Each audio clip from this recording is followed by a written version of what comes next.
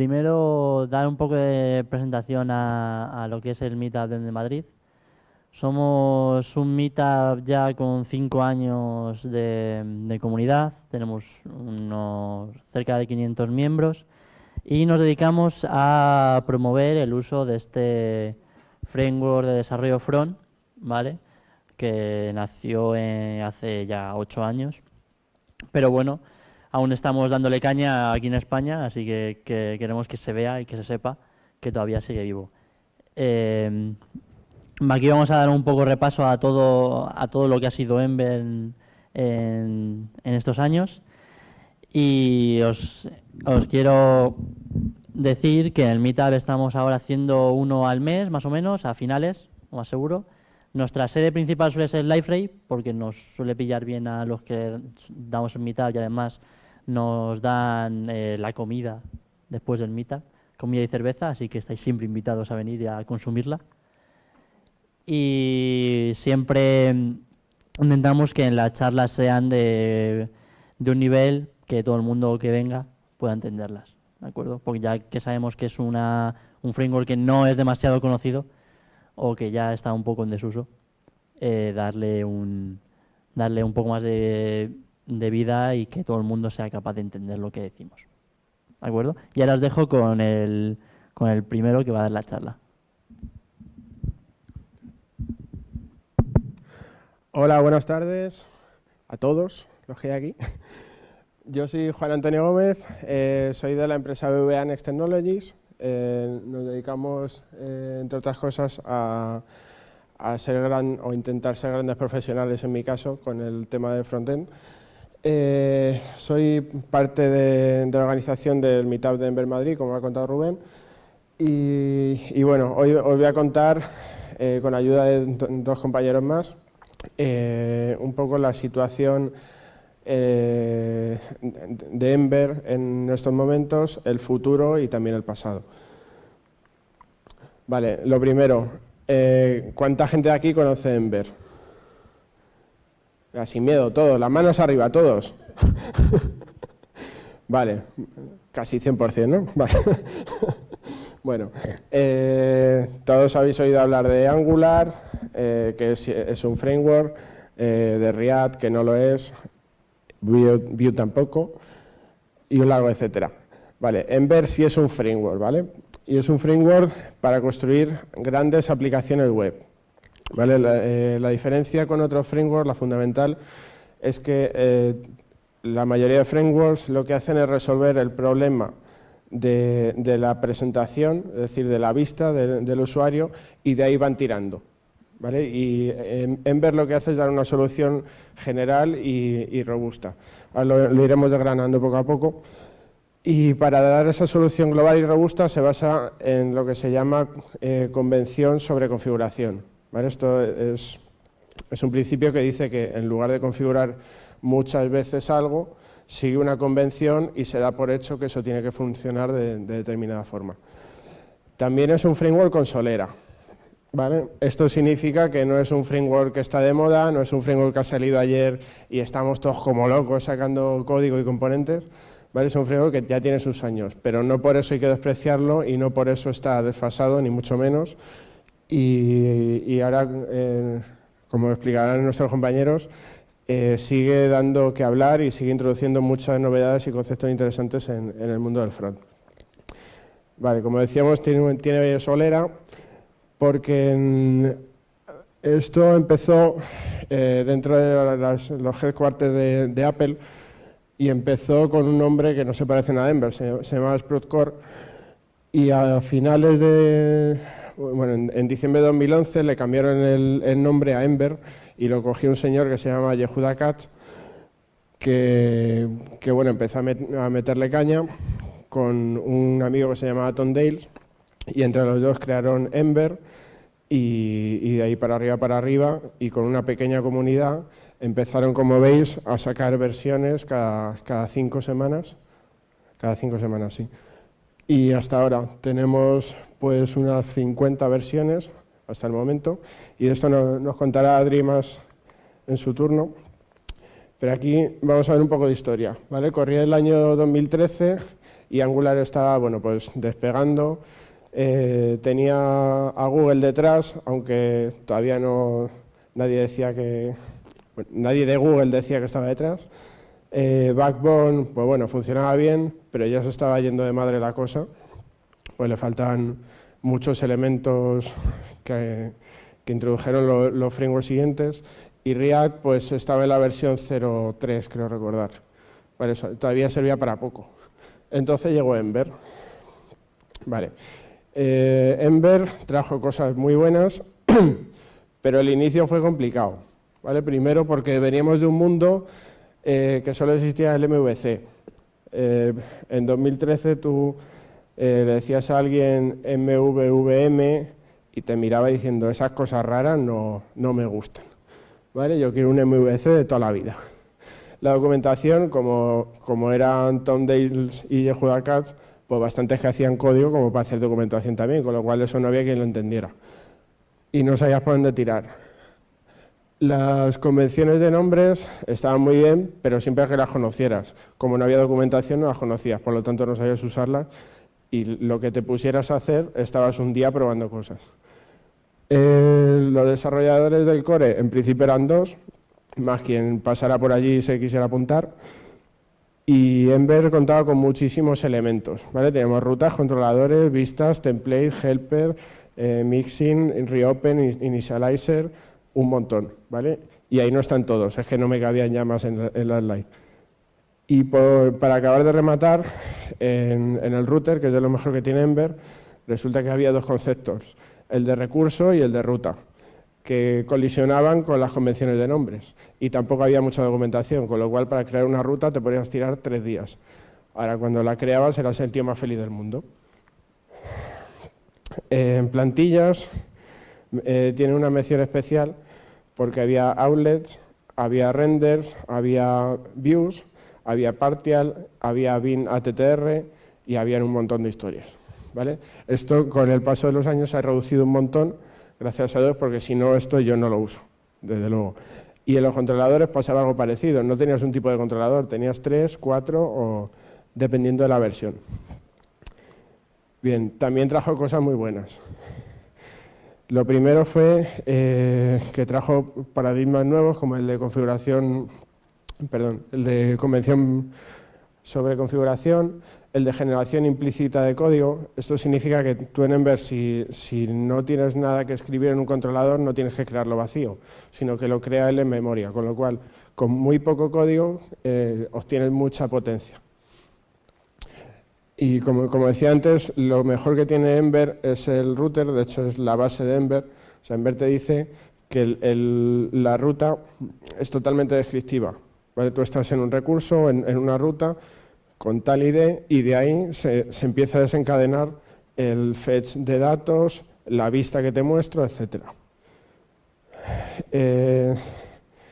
Una gran aportación que tuvo Ember fue el Ember CLI, ¿vale? El intérprete de comandos, y los de Angular me consta que están muy agradecidos porque la gente del core de Ember, la gente del core de Ember se lleva muy bien con los de Angular, y bueno, pues los de Angular dijeron, oye, qué clima chulo tenéis, mira, pues lo hemos hecho así y tal, y al final lo acabaron cogiendo como referencia.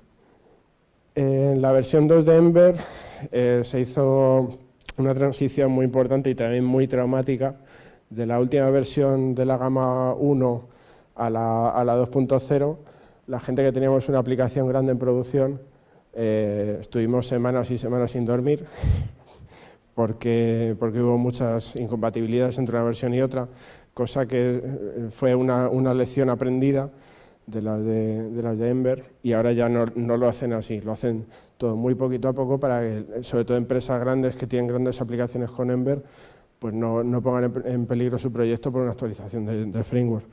Y en concreto Glimmer es, digamos, el paso siguiente en el renderizado de plantillas.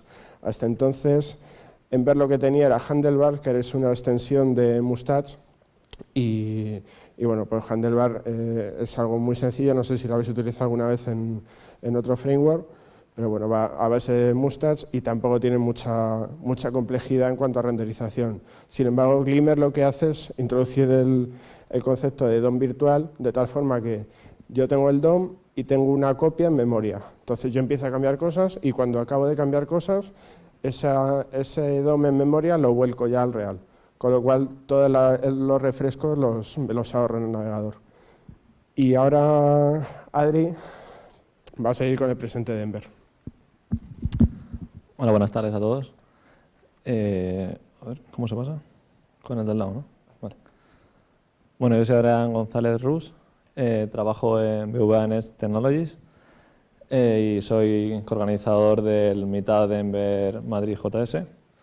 Ahí me podéis encontrar en redes sociales, no soy muy activo, pero bueno, lo poco que escribo, pues está bien. Actualmente trabajo en BVA haciendo la aplicación móvil, que por supuesto está hecha en Ember, y si no la habéis visto, pues os invito a echarle un vistazo. Y bueno, yo voy a contaros un poco qué es Ember a día de hoy y cómo este framework que nació con tan poca popularidad, como ha comentado nuestro compañero Juana, pues ha conseguido mantenerse ahí y no desaparecer del mapa como ha pasado con otros como Backbone, por ejemplo. ¿Cómo se ha adaptado Ember realmente a otros frameworks? Bueno, Ember, como hemos visto, es un framework que tiene casi 8 años de vida y que ha sacado un montón de versiones a lo largo de su historia. Aproximadamente, como ha comentado Juanan, cada 5 semanas saca una versión. Luego vamos a ver un poco cuál es el criterio que siguen para sacar versión y por qué esto es tan interesante dentro del framework y por qué esto ha dado pie a que no desaparezca del mapa. Esto es un timeline en el que podemos ver Ember comparado con otros frameworks en cuanto a la liberación de versiones. Como podemos ver, aproximadamente Ember, Angular JS, la versión 1, y React nacieron prácticamente en el mismo tiempo. React sale en su versión beta, no sale en su versión estable. Y todos los frameworks empezaron un poco pues, siguiendo su propio paradigma de desarrollo, de construcción de aplicaciones. Ember es un framework y daba su estructura muy rígida y eso es lo que al final a la gente le paraba los pies porque tiene una curva de aprendizaje bastante pronunciada. Con todo esto, Ember sacó su versión 2, que fue, como comentó Juana, un pequeño desastre por el problema de migraciones que tuvieron. Y a partir de ese momento pues aparece Vue en el mapa, lo que fue un golpe bastante duro. Aparece la versión estable de React, que se llevó prácticamente toda la fama y todo el hype de los frameworks, y aparece Angular 2, que como sabemos también fue bastante duro de migrar. La versión 1 a la 2, pues prácticamente nadie podía migrarla y directamente cambiaron de framework. Esto es un poco la lección también que aprendió Ember con el paso de la 1 a la 2. Y vamos a ver ahora qué medidas pusieron para que esto no volviera a ocurrir. Hoy en día estamos en la versión 3 de este framework y os voy a hablar un poquillo por encima de cuáles son las cosas que al final Ember ha visto en otros frameworks y que les ha querido copiar para por lo menos mantenerse a nivel de competencia. Por un lado tendríamos las clases nativas, por otro lado los angle brackets y la eliminación de jQuery. Como puntos a destacar, no son todos obviamente, pero son los puntos a destacar que han tenido durante la versión 3 del framework.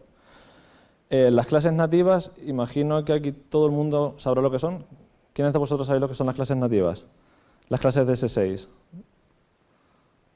¿Sí? Vale.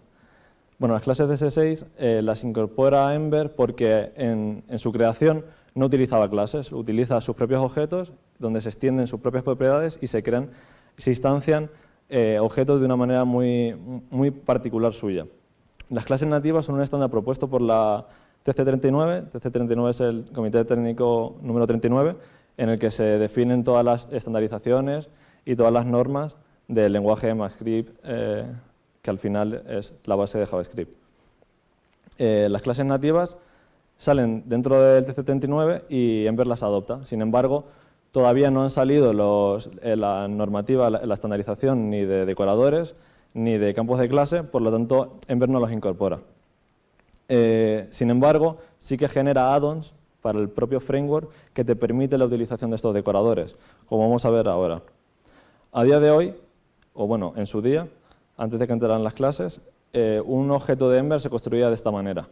Tú tenías que coger la clase que te dejaba Ember y extenderla. De manera que yo me creo mi objeto en el que voy a crear un campo que es nombre, apellidos y una propiedad computada en la que voy a decir, bueno, pues cuando yo adquiera la propiedad full name me vas a devolver la composición de nombre y apellido. Con las clases nativas esto cambia radicalmente y empiezan a construirse pues bastante parecido a como serían las clases en Java. A mencionar también que aquí utilizamos los decoradores para poder computar, como veíamos anteriormente, los getters de esta clase. El funcionamiento es exactamente igual y cuando Ember incorpora esta nueva funcionalidad no se carga la anterior, sino que las mantiene las dos simultáneamente. Si yo quiero utilizar clases nativas las puedo utilizar y si quiero utilizar lo anterior puedo utilizarlo también. No me obliga a utilizar uno u otro. Eso es una de las cosas que vamos a ver al final, que son bastante interesantes de por qué ha seguido Ember como ha seguido. Otro de los puntos importantes que han sacado en la versión 3 son los angle brackets.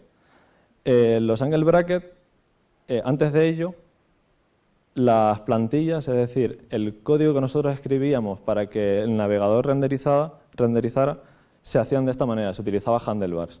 Handlebars, ¿cuántos de vosotros conocéis handlebars? ¿Lo habéis utilizado alguna vez? Seguro que bastantes. Es un motor de renderizado, un motor de plantillas, perdón, que casi todo se escribe con llaves. Cuando se incorporan los angle brackets, lo que tenemos es una plantilla de este estilo, bastante más natural a nivel de HTML, ya que utilizan los símbolos de mayor y menor que son característicos de este lenguaje. Y esto no solamente te acerca bastante más a cómo tú escribes HTML, sino que además te permite diferenciar las estructuras de flujo, como por ejemplo son en este caso el each o el if, que son propios de handlebars. Esto fue un cambio bastante grande dentro del framework y yo creo que están bastante orgullosos de ello. A continuación, otro de los puntos clave que tomaron como decisión fue la eliminación de jQuery. jQuery, como todos sabéis, es una librería que surgió pues, a principios de los años 2000 para facilitar la elaboración del front. Es una librería que ya está en desuso, nadie la utiliza y está muy arraigada al core de Ember. Por lo tanto, te obligaba a que cuando tú creabas una aplicación en Ember, siempre en tu paquete de distribución tenías que incluir esa dependencia. Con esto la han eliminado totalmente. Sin embargo, no la eliminan de manera obligatoria, es decir, de un día para otro ellos no deciden, oye, vamos a quitar jQuery de nuestro core y nadie lo puede utilizar, porque eso implicaría una migración a nivel de aplicación brutal. Las aplicaciones grandes no podrían hacer esto. Por lo tanto, Ember lo que decide es, oye, vamos a dejarlo, que lo podéis desactivar si vosotros queréis, pero si queréis seguir utilizándolo, pues ya lo quitaremos más adelante, pero por lo menos os vamos avisando. Esta es la manera de escribir componentes que tenían en su momento, utilizando jQuery. Si vemos aquí el this.$, accedía a la instancia del componente de jQuery, y en la migración lo que se utilizan ya son selectores nativos de HTML, que son bastante más, tienen mejor rendimiento al final, y no dependes tanto de esta librería. Entonces, viendo que Ember adopta cosas de otros frameworks, realmente, ¿qué diferencia Ember de otros frameworks y cómo se ha mantenido aquí? Por un lado, el Release Management, el Version Management, las políticas de deprecación o de obsolescencia y las Optional Features. Vamos a ver un poco qué consiste cada cosa. El Release Management consiste en la política que utiliza Ember para liberar versión. Por un lado, se divide en varias fases. La primera fase es la fase de borrador o draft, en la que se plantean qué cosas van a meter o qué funcionalidades o características van a meter en la siguiente versión que van a liberar. Una vez que tienen eso ya fijado como borrador, pasamos a la fase Canary, en la que es una versión muy rápida, desarrollo muy rápido, en el que se incorporan funcionalidades pero no es estable. La podrías utilizar, pero para construir una aplicación en producción pues no se recomienda. A continuación se va estabilizando esta versión Canary que ha salido y la vamos estabilizando en el canal beta. Una vez que ya consideramos que está estable, la pasamos al canal stable y ya la distribuimos a los que quieren consumir. Esta es la versión que suelen utilizar las aplicaciones en producción. Por último, tenemos la Long-Term Support o la LTS, que es un canal especial que se saca cada 4 versiones de Ember y que tiene mantenimiento añadido. Es decir, normalmente Ember siempre da soporte a la última versión, sin embargo, cuando es una LTS, te aseguran que te van a dar soporte como mínimo durante 30 semanas para bug fixes y 54 semanas para parches de seguridad. Así que las aplicaciones grandes podrían quedarse en esta versión sin que hubiera ningún tipo de problema. Actualmente, a día de hoy, estamos en la versión 3.12. Esto es una captura de ayer de su página web. Y como podemos ver, están trabajando ya en la beta fase 2 de la versión 3.13 y aproximadamente ya lo tienen planificado para el 17 de septiembre, que ya ha pasado. Tienen pensado sacar la versión 3.13, van con un poco de retraso. A continuación, el Version Management. Ember utiliza el Semantic Versioning como punto clave para la liberación de sus versiones. Así muy brevemente, para los que no lo conozcáis, el Semantic Versioning define cómo se sube la versión, los números de versión. Los números de versión comúnmente se definen por 3 números. El primero de ellos es la mayor, la versión mayor, que únicamente debería de subirse cuando se introduce en la aplicación o en el proyecto, en la librería, un cambio que produce incompatibilidades en versiones anteriores. Es decir, si yo estoy en la versión 1 y voy a subir y introduzco un cambio que es incompatible, que va a romper la API o que la va a modificar totalmente, me interesa subir la versión 2 para que todo el mundo lo sepa. Cuidado, en la versión 2 echa un ojo al changelog y mira a ver qué es lo que hemos cambiado. El segundo número es el minor y corresponde con cambios, con funcionalidades añadidas que son retrocompatibles con todo lo anterior. Es decir, yo genero una nueva funcionalidad que es compatible con todo lo que tenía anteriormente, pues voy a subir una minor. Y por último tenemos el número patch, que lo vamos a subir siempre que introduzca un arreglo dentro de mi librería o aplicación. Ember, lo que utiliza, el sistema, la política de subida de versión que utiliza es minimizar el número de mayors posibles. Es decir, voy a intentar no sacar nunca una mayor porque eso va a implicar que todos los desarrolladores que quieran alcanzar esa versión van a tener que introducir cambios en su aplicación o realizar refactor para alcanzar esa versión. Lo que le interesa a Ember es sacar minor e ir notificando de los cambios que va a ocurrir en la siguiente mayor. Ember se puede estar fácilmente sacando 12 o 13 minor hasta llegar a una mayor.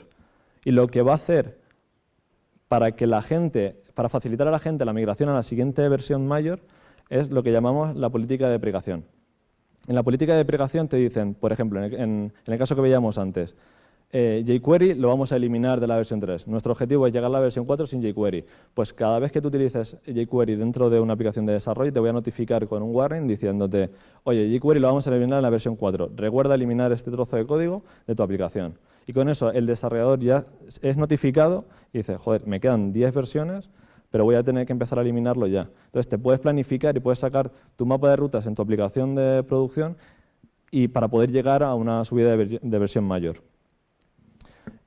No siempre utilizan este tipo de políticas y para ello han creado el add-on que se llama Ember Optional Features, que lo que te permite es tú llegar a ese cambio que se va a producir en una siguiente versión, pero mucho antes.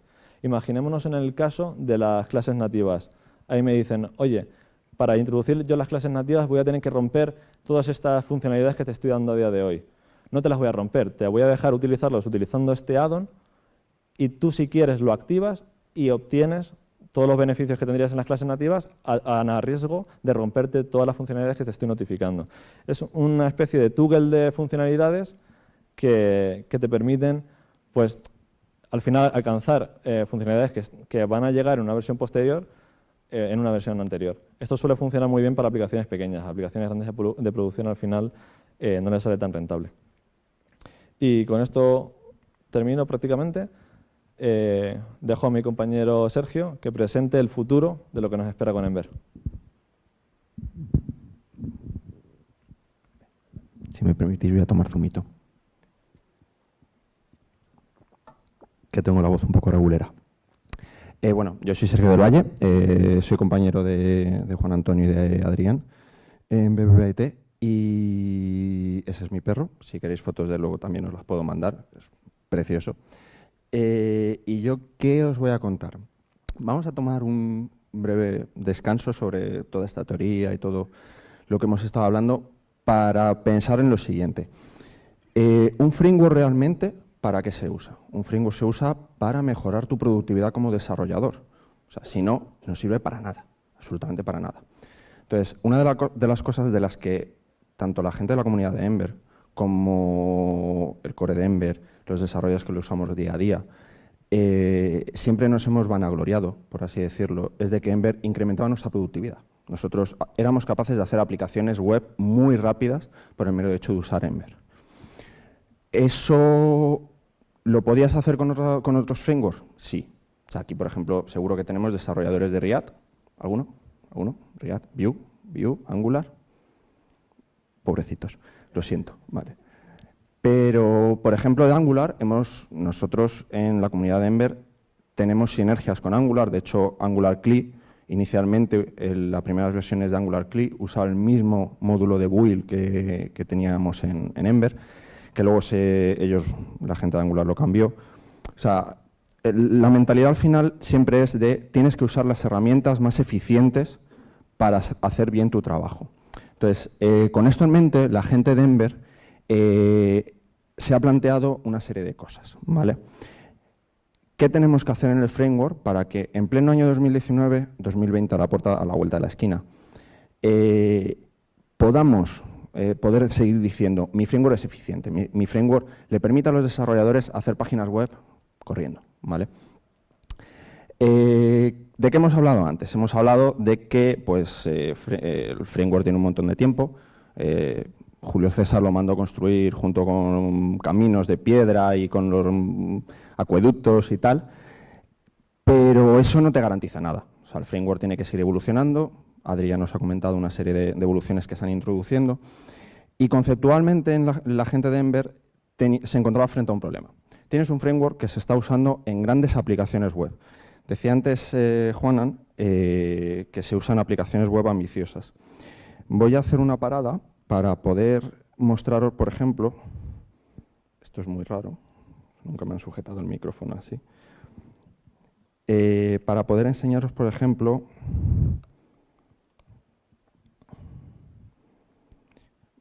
esto no.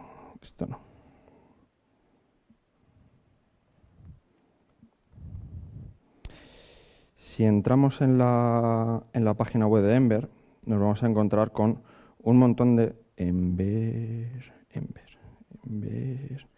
JS. Nos vamos a encontrar con un montón de gente que realmente está usando Ember, cosa que muchos de vosotros no lo saben.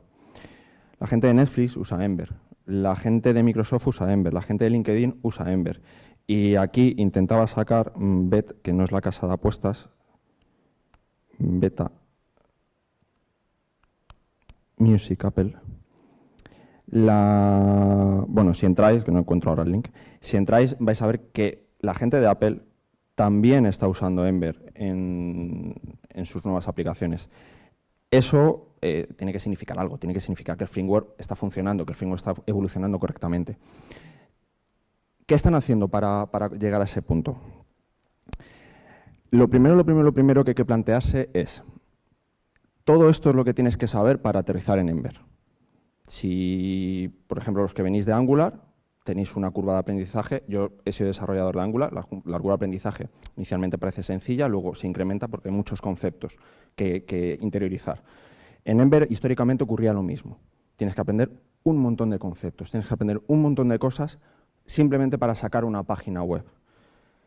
Con React, y sobre todo con React, eso cambió.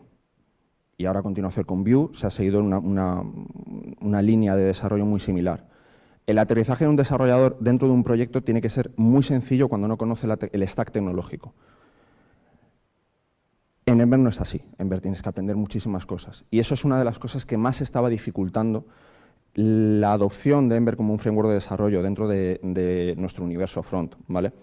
Estaba pasando, históricamente nos lleva pasando lo mismo, pero conforme ha ido avanzando el tiempo, con React y con Vue ahí el problema se ha agravado.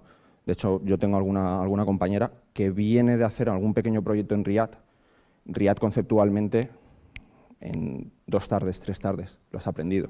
Ember en 2 tardes, 3 tardes, a lo mejor con suerte consigues desplegar una aplicación. ¿Por qué? Porque tienes que aprender muchas cosas. Ahora volveremos sobre ello. Con esto en mente, la gente de Ember se ha enfrentado a un dilema muy grande. Yo tengo que mejorar mi framework, pero si tengo un montón de gente que usa mi framework, yo no puedo romperles. ¿Por qué? Porque eso ya no lo hicieron. O sea, nosotros ya sufrimos eso. Y la gente de Ember, pues bueno, digamos que ha aprendido la lección. De hecho, si alguno de los de Angular viene de Angular 1X a 2, que os voy a contar, ¿vale? Es que no es el mismo framework directamente. Pues para que no nos pase lo mismo, lo que ellos han pensado es un concepto un tanto abstracto, un poco difícil de vender, un poco difícil de entender, que son las ediciones. Yo voy a coger mi framework, voy a hacer lo que me da la gana, lo voy a sacar como una edición propia y luego esos cambios, cuando ya tú los vas comprobando que funcionan, vas comprobando que esto realmente se usa, tiene futuro, los vas metiendo en el framework. Pero mientras tanto, lo tienes aparte. Esos son los optional features que antes comentaba Adri, que se van incluyendo en el framework progresivamente, ¿vale? Este concepto de edición, que está representado con Ember Octane, si vosotros entráis, hacéis una pequeña búsqueda, a ver si consigo. Gracias. Sigo diciendo que es raro, ¿eh? Octane no, por favor. Octane no. El teclado de Juana. ¿Vale? Si hacéis una pequeña búsqueda vais a ver aquí una serie de guías específicas de la edición y tal, porque cambian ciertas cosas sobre el framework. Pero al final el resumen es que queremos avanzar el framework a algo que ahora mismo no es posible que lo hagamos. Y con eso en mente, y con una serie de conceptos, pues bueno, pues lo que hemos comentado, una nueva visión del framework, todos los cambios son opcionales. ¿Por qué? Porque el coste de evolucionar un framework es muy alto. Hace poco, relativamente poco, React lo sufrió. Si alguno es desarrollador de React aquí, con el cambio, creo que era la 0.16 a la 17, o la 15 a la 16, hubo un cambio de APIs internas que también hace que se rompieran. Era un breaking change, o sea, si te actualizabas, muchas de tus aplicaciones no iban a seguir funcionando. Pues para evitar todo eso, la gente de Ember, que es muy lista, se sacó esto de la manga. Y al final, después de esto, con esas lecciones aprendidas que comentábamos antes, lo que tenemos es una serie de mejoras, que algunas ya se han metido dentro del framework, native classes, decoradores. Los decoradores de verdad son muy buen avance, o sea, mejora muchísimo la legibilidad del código. Y además dos cositas que vamos a comentar ahora mismo, una ya os ha dado una pincelada Adri, pero que van mucho más allá. ¿Por qué? Porque con estas dos cositas nos volvemos a poner en Ember por delante, ¿vale? Vamos a tirarnos el moco, por delante, ¿vale? Con esta, a lo mejor no tanto, pero mejora muchísimo. Vamos a pasar a tener componentes que tienen solamente 2 hooks en su ciclo de vida, solo 2, ¿vale? Si vienes de React, pues a lo mejor dices, bueno, 2. Cuando vienes de Ember, que son 13 hooks de su ciclo de vida, esto es la hostia, o sea, esto es maravilloso. Entonces, con solamente esos 2 constructores, estás enganchándote a un ciclo de vida muchísimo más sencillo y además mucho más fácil de entender. Y solamente 2 variables de estado. Se está destruyendo, se ha destruido. Él se está destruyendo, por lo típico. Si al final esto se está renderizando, por detrás tienes un motor que ese componente se está desenganchando del DOM, pues mientras se está desenganchando, se está destruyendo. Cuando se ha desenganchado, se ha destruido, ¿vale? Simplemente esa diferenciación. Puede parecer baladí, pero también implica que tú tienes que entender por detrás qué es lo que está haciendo el motor de renderizado. Y a nivel de sintaxis mejora un poquito más, ¿vale? Mejora un poquito más. Antes teníamos eso que veis ahí a la izquierda, es la forma que tenemos todavía, hasta dentro de 2 meses, 3 meses, en Ember de declarar un componente. Eso de ahí te saca un botón que tiene un class name button, ¿vale? Un role button y ese attribute bindings es para poner el role. Todo eso pues se queda muy fácil. Ahora pasamos a esto. Si venís de React, pues no os va a resultar tan raro, porque al final esto es simplemente, pues bueno, yo pongo mi HTML, pues ya está. Eso antes no era así. Esto es muy buena mejora. Pero ahora la buena, y aquí hay que leer un pelín más fino, son las Tracked Properties. Las Tracked Properties, los que venís de Angular, a lo mejor decís, vale, estoy en Ember, pero esto de la reactividad, ¿cómo funciona? Bueno, pues las Tracked Properties es la versión de Ember de reactividad. Vale, yo le voy a decir al framework que esa propiedad me la traque. ¿Qué significa eso? Que cada vez que yo uso esa propiedad dentro de un método, dentro de un algo, el framework me lo va a mirar. Y cuando me lo mira, lo guarda. Y a partir de ese momento, cada vez que esa propiedad se modifique, en las propiedades que la estaban usando, se vuelven a lanzar para recalcularlas. Es como una especie de computación, o sea, una computada. Le estás diciendo, esto cada vez que se use, compútamelo. Es muy sencillo conceptualmente, pero implica que ya no te hacen falta seguir usando observadores. En Ember teníamos observadores, en otros frameworks también. De hecho, en Angular usáis el concepto de observadores al final igual. Si incrementamos el ejemplo, lo veis muy claramente. Yo ya no me preocupo de que Message se actualice. Sé que Message se va a actualizar. ¿Por qué? Porque uso propiedades traqueadas. Y eso sí de verdad que es un cambio que mejora muchísimo la legibilidad del código. Tiene una contrapartida, que tienes que ser consciente que tú le has puesto un tracket. Entonces, si una propiedad te cambia es porque le has puesto un tracket. Y además esas propiedades solamente se van a recalcular si hay modificación del DOM. ¿Vale? Eso es la pequeña contrapartida que hay. La simplificación, te quitas, y si alguno, creo que por ahí alguno había programado en Ember, tal, si habéis programado en Ember, para contar todo esto en una versión más antigua de Ember, son como 3 veces el código que hay aquí. O sea, a nivel de simplificación de código, de lectura, de legibilidad, es increíble la mejora. Y después de esto, bueno, pues ya he intentado vender la moto de que vamos muy bien, de que estamos mejorando mucho, de que esto se simplifica. Yo os puedo decir, como desarrollador de Ember, ¿vale? Los tres, ahora Juana no, ha renegado, trabajamos en BVA, trabajamos en la aplicación móvil de BVA, que está hecha en Ember. Entonces, estos cambios para nosotros significan mucho. Nosotros trabajamos en una aplicación muy grande, muy grande. Es muy grande la aplicación de BVA. Cuando la gente aterriza en nuestro proyecto, muchas veces dicen, esto no es normal, o sea, no se lo creen. Vosotros imaginaos que habéis traspasado toda la funcionalidad de una oficina a una aplicación móvil. Y no es por vender la burra, es verdad, o sea, es verdad, es muy grande. Es lo que en inglés se llama overwhelming, o sea, te explota la cabeza al principio, ¿vale? Estos cambios para nosotros suponen muchísimo, porque simplifican muchísimo la manera, primero, que nosotros desarrollamos, y segundo, que nosotros vamos a conseguir que nuestros nuevos desarrolladores puedan empezar en el proyecto. Porque una de las taras que nosotros encontrábamos con Ember es que siempre cuando te aterrizaba un desarrollador tenías que contarle toda la vida de Ember.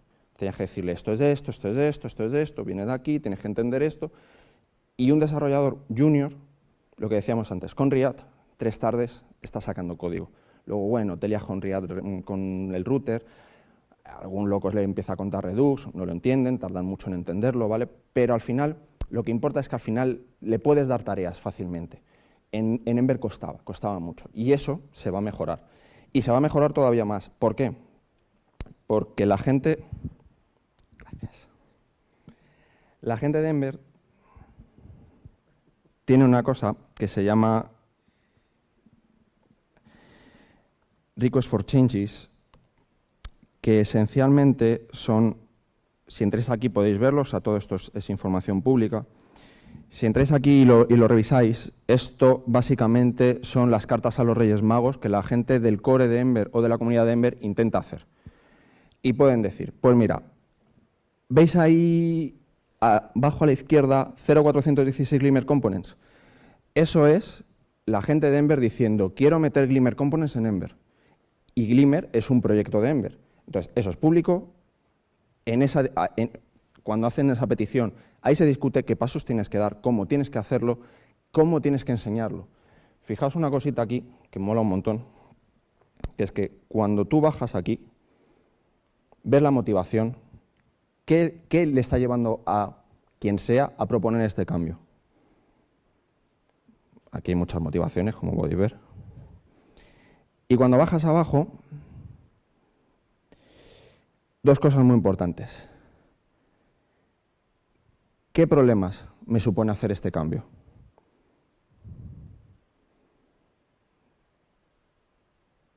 Y en este no, pero en cualquier otro lo podemos ver. Por ejemplo, en este. How we teach this. ¿Cómo lo enseñamos? ¿Por qué? Porque desde hace bastante tiempo en Ember está la mentalidad de, si yo hago un cambio lo tengo que enseñar. ¿Cómo lo enseño? A mí me viene alguien, le tengo que vender que esto lo tiene que usar. ¿Cómo se lo tengo que vender? Y eso está en todas las RFCs, es norma de estilo de las RFCs, ¿vale? Entonces vosotros os podéis dar una vuelta por aquí, si luego os pica la curiosidad, podéis ver en qué punto está Ember, cómo puede mejorar, independientemente de las 3 cositas que voy a contar ahora, porque esto es la carta a los Reyes Magos que han escrito para los próximos meses. ¿Qué es? Seguimos simplificando Ember. Hay cosas, comentaba Juanan antes, el tema de los controladores. El tema de los controladores es de una visión muy antigua de Ember. Vamos a quitarlos, eso no ayuda a nadie. No ayuda ni a nada ni a nadie. Pero hay un problema, y aquí es donde empieza la magia de cómo gestiona Ember el ciclo de vida de las aplicaciones. Tenemos query params, y los query params se gestionan en los controladores. Yo no puedo quitarlos si no ofrezco una solución. Y eso es filosofía de Ember pura y dura. Si yo no soy capaz de ofrecer una solución mejor que la que tengo ahora mismo, no lo voy a tocar.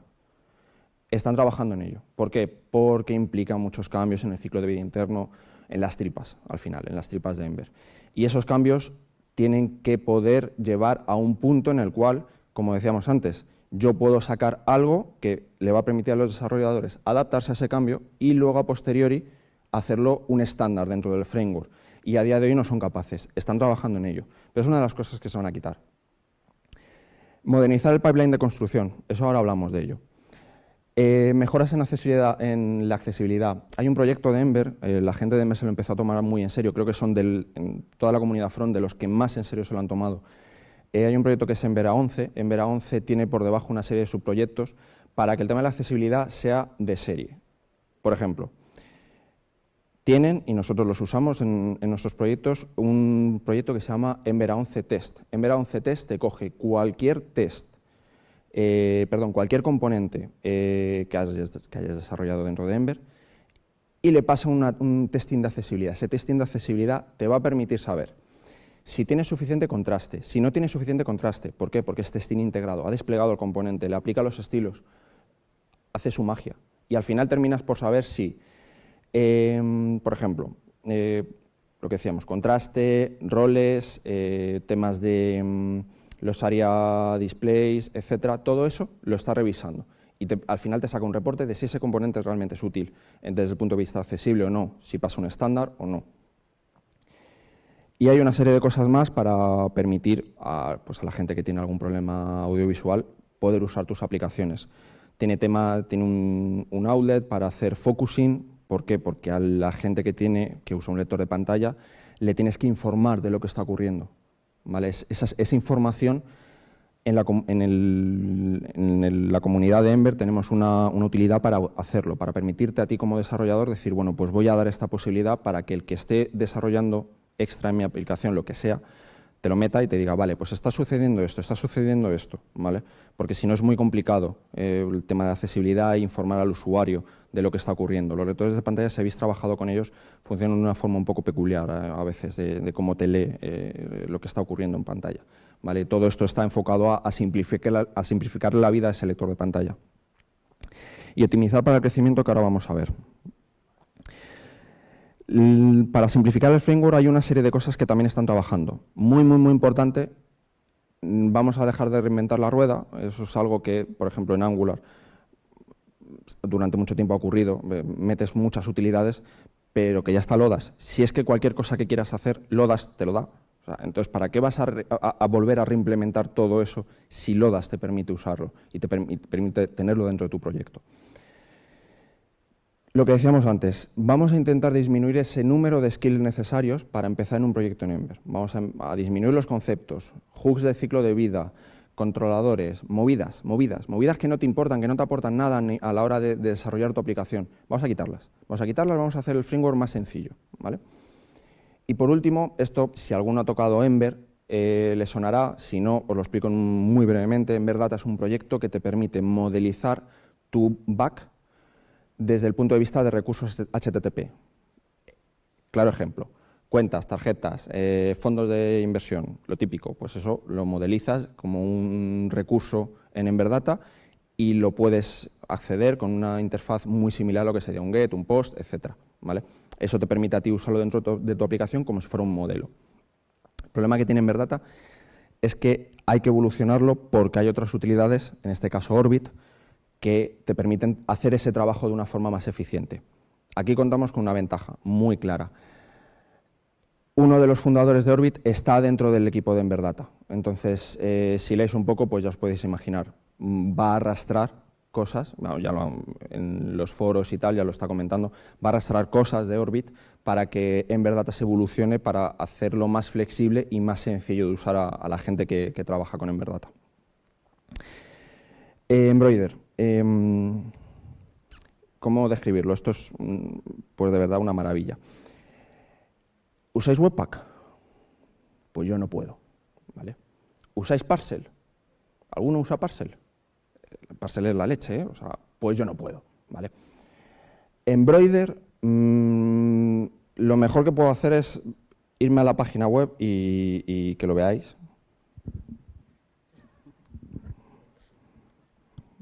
Tienes talento, para esto.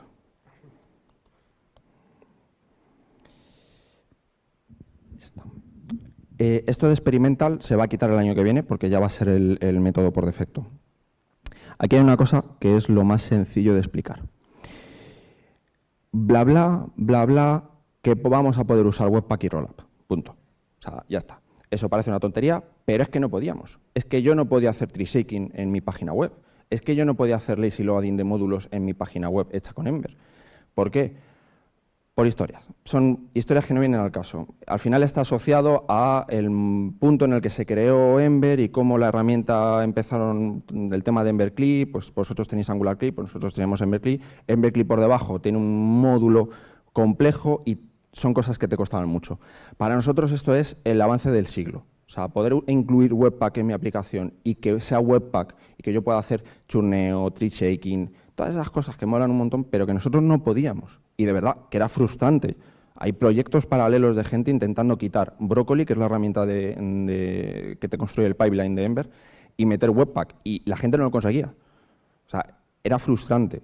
Y esto, pues, a ver, al final te tiras muchos años pidiéndoles cosas y al final pues te hacen caso y dicen, pues deben de llevar razón. Y al final te hacen caso. Y lo han metido. Y esto lo van a desplegar el año que viene.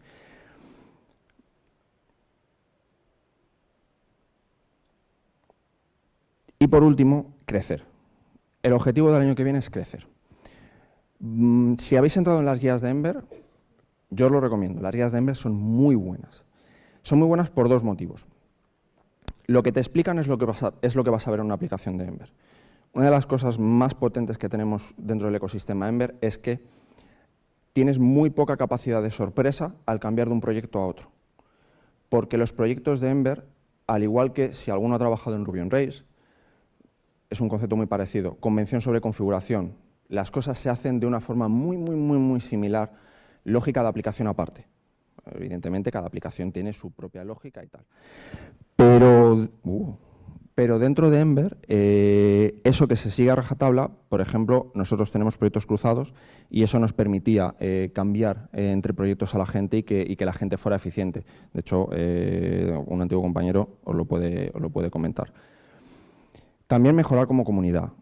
Históricamente, la comunidad de Ember ha sido pequeña, recogida, muy útil, muy práctica, responde muy rápidamente a cualquier duda, a cualquier problema que tengas, pero hay que crecer. Hay que crecer, ¿por qué? Porque en año 2019, pues esto ya no funciona como en el 2014-2015, que tú tenías ahí tu grupillo, tu ecosistema, y ese grupillo y ese ecosistema pues te permitía vivir.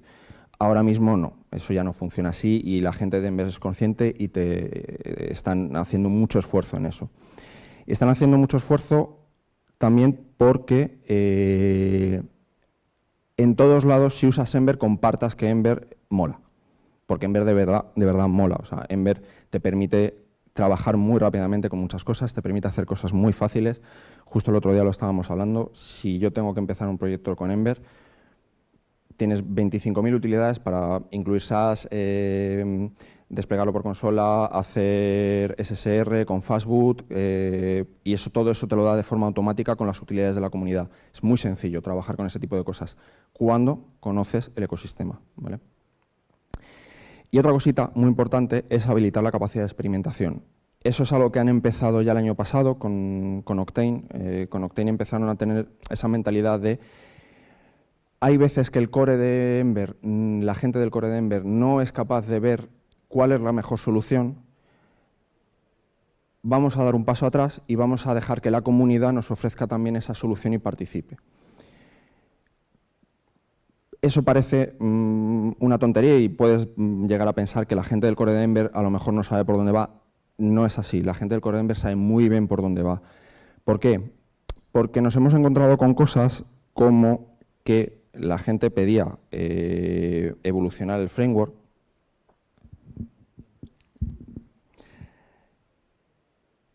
y no eran capaces en algunos aspectos. Y la respuesta hace poco del core de Ember ha sido un RFC. Voy a seguir lo del link, que si no me vuelvo loco. Aquí.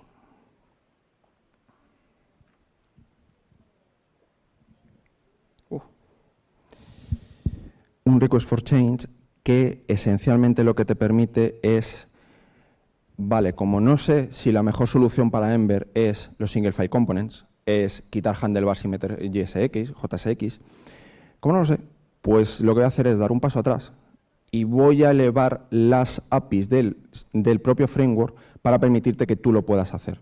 Aunque al final lo hagan ellos, pero lo van a permitir.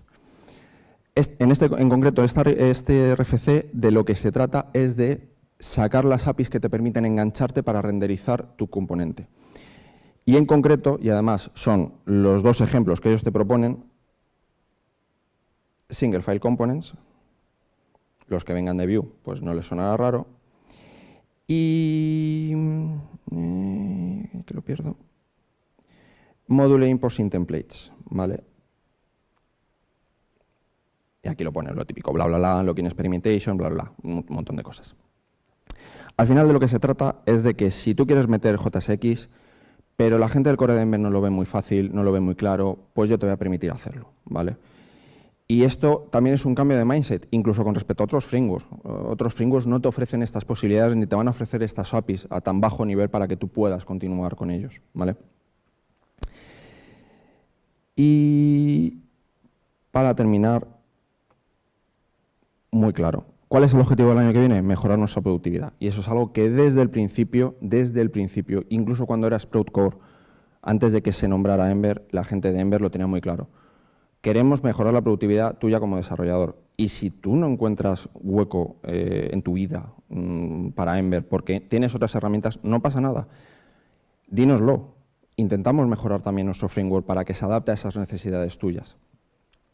Y eso es un poco la filosofía que os quería transmitir de Ember y de cómo se va a desarrollar los próximos meses, años. Y poco más. Si queréis preguntar algo, si queréis comentar algo, es el momento.